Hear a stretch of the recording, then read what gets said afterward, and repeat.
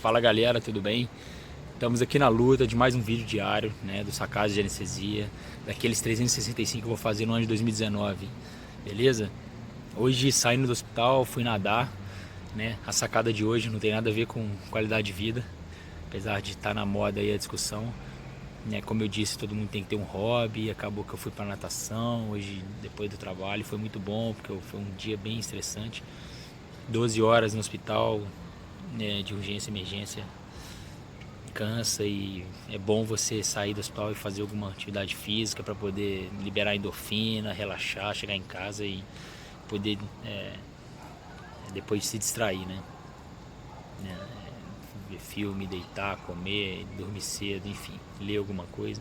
Mas a sacada de hoje tem muito a ver com água. Eu tava nadando e pensando, né, em água, em braçada, puxar água, deslocamento de água. E hoje eu fiz alguns bloqueios e eu tava com essa ideia, né, de deslocamento de água, enfim.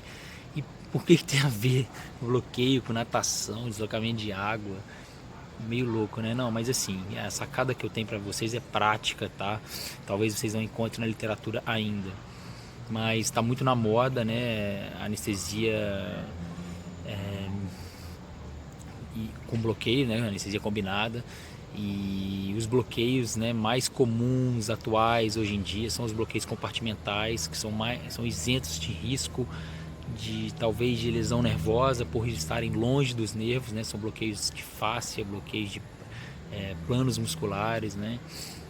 Bloqueios compartimentais, como por exemplo o eretor da espinha, o quadrado lombar, a face ilíaca, o bloqueio da face ilíaca, né? Como também o PEC, né? São todos bloqueios, digamos assim, compartimentais, que você injeta anestésico debaixo de uma fáscia, né?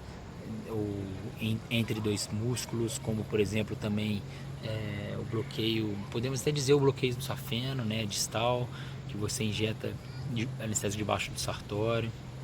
Enfim, são bloqueios compartimentais, bloqueios musculares, vamos dizer assim, de fáscia, tem várias denominações, né? Mas o que acontece? Como são bloqueios longe dos nervos, né? Não são bloqueios perineurais, vamos dizer assim que o bloqueio do safeno até que é mais perineural, porque o safeno passa bem embaixo ali do músculo sartório. Mas, digamos, o bloqueio do plano diretor da espinha, o quadrado lombar, o PEC talvez, um pouco menos. Mas e o facilíaca, que são bloqueios bem clássicos no dia de hoje, né? Eles têm algumas particularidades. Por exemplo, para vocês ter sucesso nesses bloqueios, o que vocês têm que fazer? Você tem que ter um bom volume de dispersão, né? Esses bloqueios são dependentes de dispersão. São bloqueios dependentes de volume e de dispersão, porque os nervos estão longe da agulha, longe de onde você vai injetar, né, o anestésico. Então o anestésico precisa de deslocamento, de dispersão para poder atingir os nervos e as raízes nervosas que você almeja. Então, baseado nisso, você vai precisar de volume grande, tá? Então você vai ter que calcular a dose tóxica, né, para esse paciente. Mas também você precisa de dispersão. E como que você consegue dispersão? Com pressão na agulha, na seringa, tá? E agulhas mais calibrosas. É lógico, você não pode pegar uma agulha muito fina, porque se você não vai ter um poder de injeção, né, um volume de injeção grande, então você pode até fazer muita força, mas você não vai ter pressão para poder ter uma dispersão legal do anestésico. E também você não pode pegar uma agulha muito grossa, porque também você não vai ter pressão, né? A fina você tem pressão, mas você não tem volume e de anestésico suficiente a ser injetado por segundo, vamos dizer assim. Mas e a agulha grossa, o contrário, você tem um grande volume, você não tem pressão. Então o que eu faço? Eu faço geralmente bloqueios, procuro fazer bloqueios com uma seringa de 10, no máximo 20, tá? Mas com uma agulha de 22, 20, tá? Ou agulha do abocate 18.